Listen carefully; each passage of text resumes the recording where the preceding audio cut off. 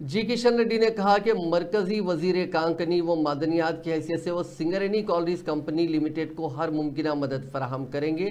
हफ्ते को हैदराबाद में मीडिया के नुमाइंदों के साथ बात करते हुए उन्होंने कहा कि सिंगरेनी कंपनी की हर तरीके से मदद की जाएगी। उन्होंने सिंगरेनी के मसले पर मरकज पर तेलंगाना में हुक्मरान कांग्रेस और अपोजिशन बीआरएस की तनकीदों की मजम्मत की और कहा कि इन तनकीदों को बर्दाश्त नहीं किया जाएगा।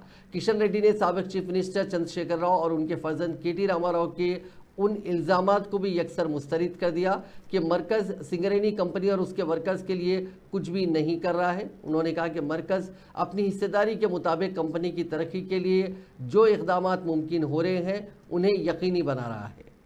సింగరేణిని పూర్తిగా దోచుకున్నది ఆర్థిక విధ్వంసం చేసింది కేసీఆర్ కుటుంబము, కేసీఆర్ పార్టీ, కేసీఆర్ మంత్రులు, కేసీఆర్ ఎమ్మెల్యేలు ఎక్కడికక్కడ అనేక రకాల దోపిడీ చేశారు. నేను ఇప్పుడు వచ్చినటువంటి ప్రభుత్వాన్ని అడుగుతా ఉన్నాను, మీరు సింగరేణి మీద ఏమైనా ప్రేమ ఉంటే, సింగరేణి కార్మికుల మీద ప్రేమ ఉంటే, తెలంగాణ అభివృద్ధి మీద ప్రేమ ఉంటే టోటల్ గా గత 10 సంవత్సరాలలో టిఆర్ఎస్ పార్టీ చేసినటువంటి ఆర్థిక విధ్వంసం కావచ్చు, రాజకీయ జోక్యం కావచ్చు, సింగరేణి దోపిడీ కావచ్చు, సమగ్రమైనటువంటి దర్యాప్తు జరపాల్సిందిగా, న్యాయ విచారణ చేయాల్సిందిగా కూడా నేను డిమాండ్ చేస్తా ఉన్నాను. కానీ కాంగ్రెస్ పార్టీ మాటల ప్రభుత్వం, చేతల ప్రభుత్వం కాదు.